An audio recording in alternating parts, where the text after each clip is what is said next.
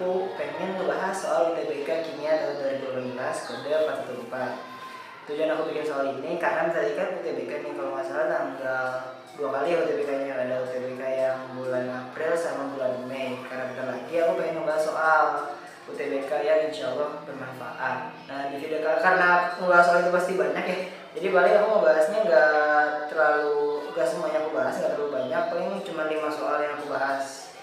Jadi semoga bermanfaat, tonton videonya dan sampai akhir, dan selamat belajar. Oke, sekarang kita bahas soal nomor 1. Soal nomor 1, di situ di soal diketahui ada struktur dari isopropanol atau 2-propanol. Yang ditanya adalah produk oksidasi senyawa di atas. Nah, kita tahu bahwa 2-propanol merupakan senyawa alkohol sekunder, di mana senyawa alkohol sekunder apabila dioksidasi dengan oksidator, misalkan NO4, K2CR27, atau oksidator lainnya, akan menghasilkan keton. Ingat ya, alkohol sekunder menghasilkan keton. Berarti kalau misalnya 2-propanol kita oksidasi, akan menghasilkan senyawa keton, yaitu 2-propanol. Itu. Jadi si OH-nya ini diganti sama si CO double bond. COH-nya diganti sama CO double bond. Berarti jawabannya adalah yang C, yang 2-propanol. Kayak gitu. Apa kan? Sekarang next kita bahas soal yang kedua. Soal yang kedua adalah senyawa di atas yang bersifat polar adalah, nah disitu ada 4 senyawa. Yang pertama ada AlBr3, yang kedua ada CH3Cl, ketiga ada CO2, yang keempat adalah NCl3. Yang tadi senyawa yang polar. Nah, kita harus tahu dulu syarat apa aja yang harus terpenuhi ketika senyawa tersebut dikatakan senyawa yang polar. Yang pertama, syarat yang pertama itu adalah memiliki momen dipol tidak sama dengan 0. Momen dipolnya tidak sama dengan 0. Nah, ini bisa kalian lihat dari mana. Kita lanjut ke persyarat kedua. Persyarat keduanya itu dia nggak punya PEB, tidak punya PEB di atom pusat.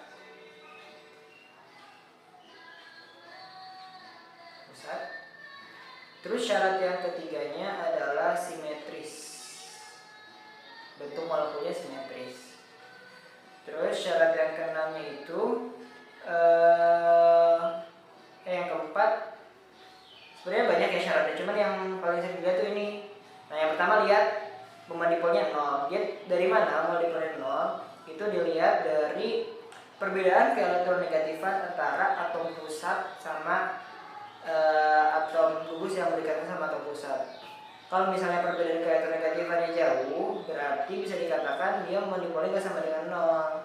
Tetapi kalau misalnya dia simetris, contohnya kayak yang ketiga CO2, kan C sama O kan itu perbedaan keelektronegatifannya lumayan jauh ya.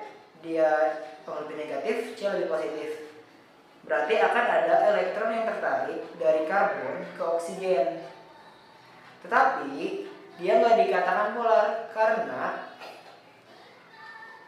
CO yang ada di sebelah kiri juga itu perbedaan keelektronegatifannya ada gitu. Jadi kayak O-nya narik ke kanan sama narik ke kiri. Makanya saling menghilangkan dong.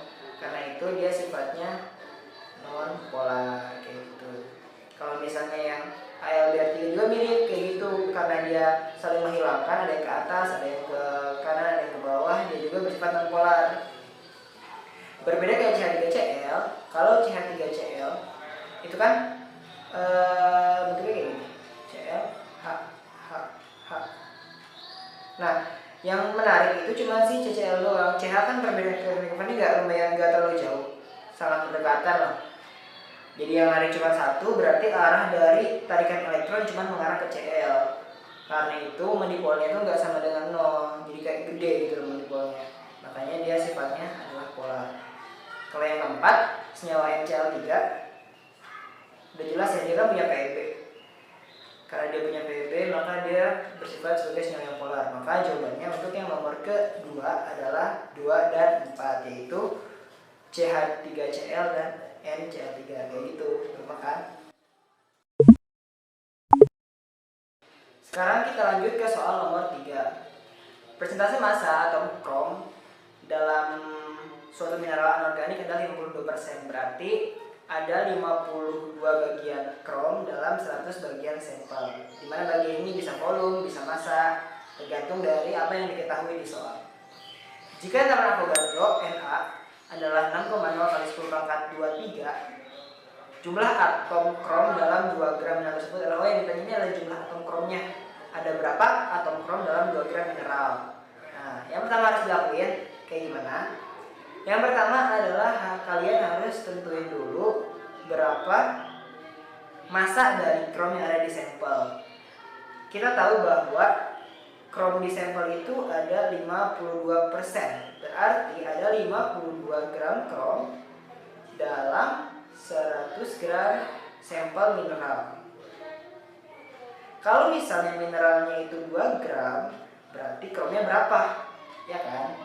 Tinggal pakai perbandingan. 52 per X sama dengan 100 per 2. Jadi kita dapat X-nya itu sama dengan 52 kali 2 per 100 sama dengan 1,04 gram krom. Berarti di sampel itu ada 1,04 gram krom. Nah, lanjut. Untuk mencari jumlah atom atau X, rumusnya itu adalah mol dikali bilangan Avogadro. Nah, di mana mol ini rumusnya adalah gram per mr dari zat yang pengen kita tanya, yang pengen kita cari.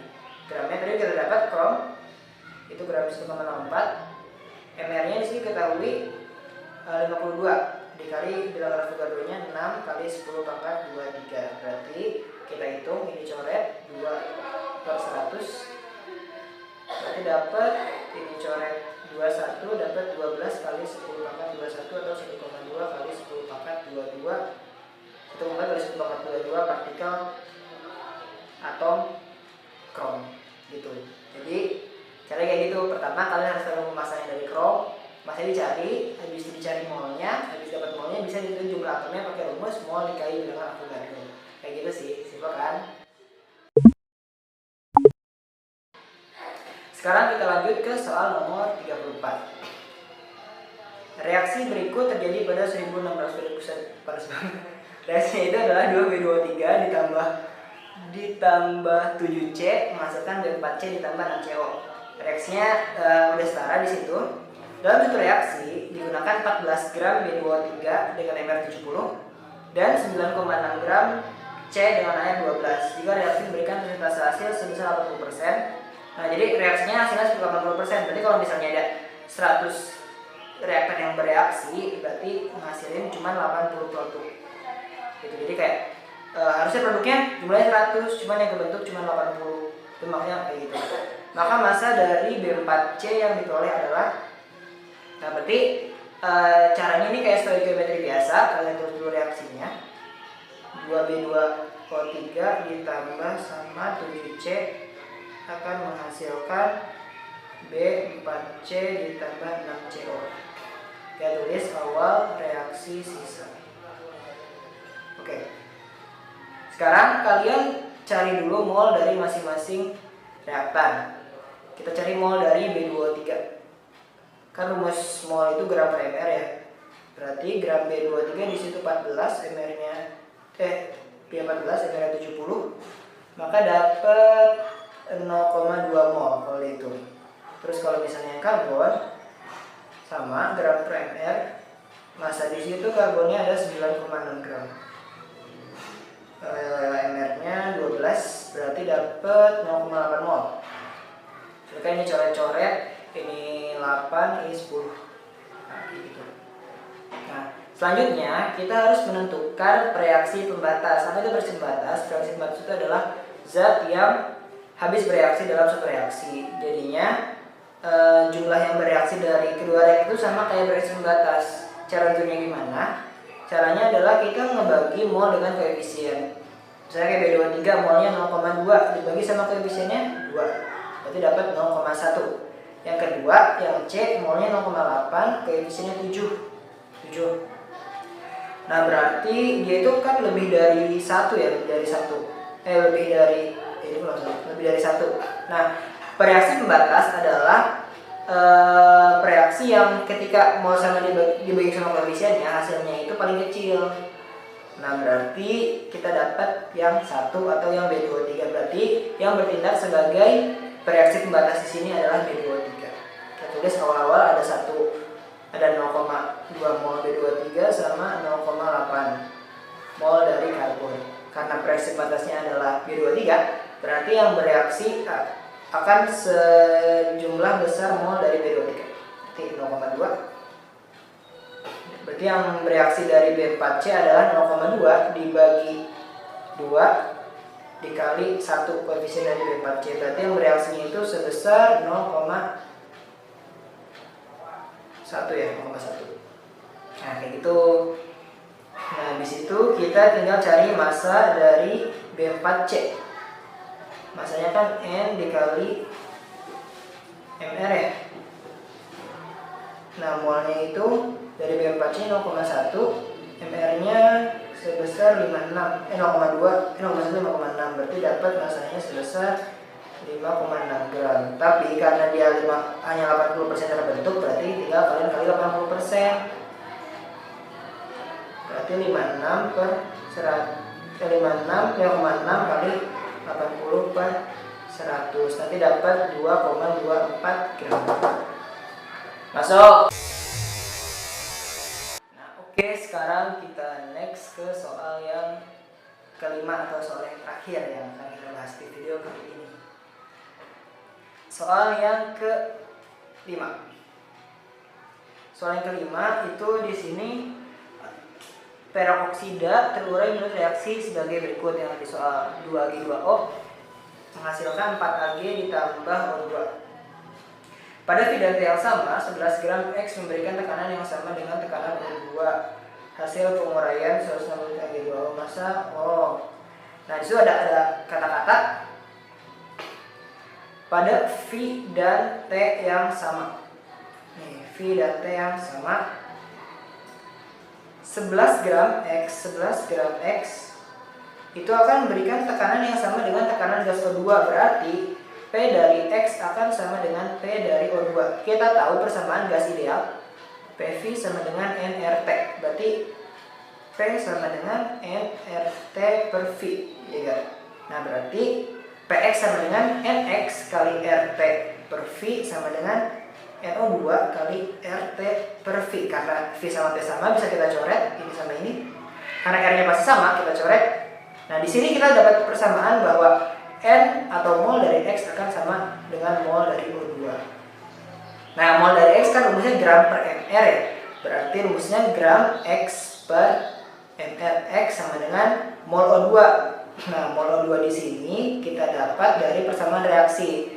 Reaksi itu kan 2Ag2O menghasilkan 4Ag ditambah O2. Dimana kita cari dulu mol dari Ag2O. Molnya itu adalah gram Ag2O sebesar 116 sama MR-nya 232. Berarti dapat setengah. Mol dari Ag2 nya setengah. Nah kita cari mol dari O2 yang kita pengen tadi. Molnya adalah setengah dibagi 2, dapat molnya 1/4. Nah berarti di sini mol O2 nya sebesar 1/4.